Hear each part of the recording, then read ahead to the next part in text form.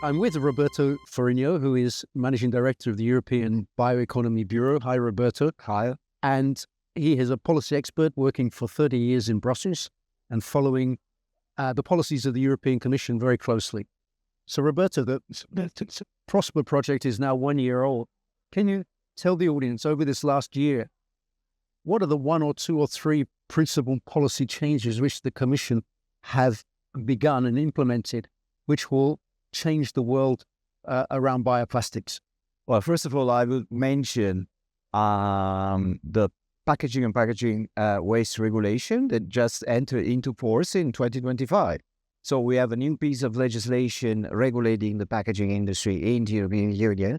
And this regulation, and particularly Article 8 of the new regulation, for the first time ever, considered the possibility to introduce bio-based packaging in the European Union according to specific criteria of sustainability. And I think this is the first major opportunity to develop the sector in the European Union. So this legislation has been entered into force this year, and I would say that by the next 3 years there will be the opportunity for bio-based plastics to get into the market, the packaging market.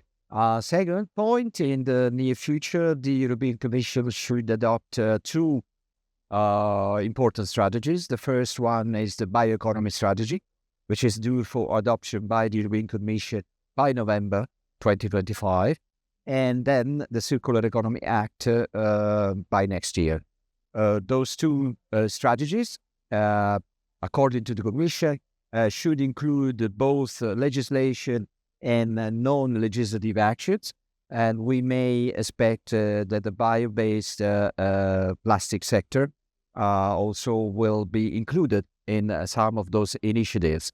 And finally, also the European Commission announced the launch of a chemical strategy within the European Union. This is, of course, the source of bio-based plastics, so there could be the possibility also for green chemistry, and particularly chemistry from biomass, to be included in this action plan to get a further boost to the sector in the near future. A second and last question for you, Roberto. All this is very positive, and anybody like you and myself who've been working in this sector for many years is hopeful about the future. But the reality is that the markets for bio-based and biodegradable plastics are still very, very small and indeed struggling to grow. So how do you explain this contradiction in what is theoretically a positive outlook, but is actually in practice very negative for the industry? Well, the main issue is the fragmentation of the legislation. We don't have a comprehensive legal framework addressing bio-based plastics. So those products and applications are targeted by different pieces of legislation, are included in different strategies, and this is the main issue. We lack a comprehensive regulatory framework addressing those products. This is a big issue. As you know, the European Union mainly regulates our life, and the fact that bio-based plastics, they are not included in a specific regulation, this is the first thing. Second thing is the biomass. I think there is still the necessity, the need to clarify the strategic uses of biomass in the European Union, because at the moment, biomass is seen exclusively, basically, for energy production and incentivized. And incentivized for energy production. We lack incentives to material production out of biomass. And this is an issue that also put a lot of problems to the developing sector. Third issues is the competition, still very strong competition with fossil fuels plastics.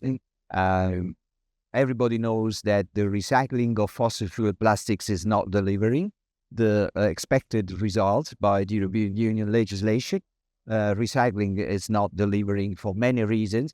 One of those reasons is the extremely high energy cost, because the extremely high investment cost to improve the recycling technologies.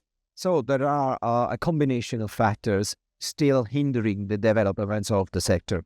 But I would say the main thing here is the biomass. We still used to see biomass for energy production only, basically, and we heavily subsidize biomass for energy production, and we completely ignore material production. That's it. Thank you, Roberto.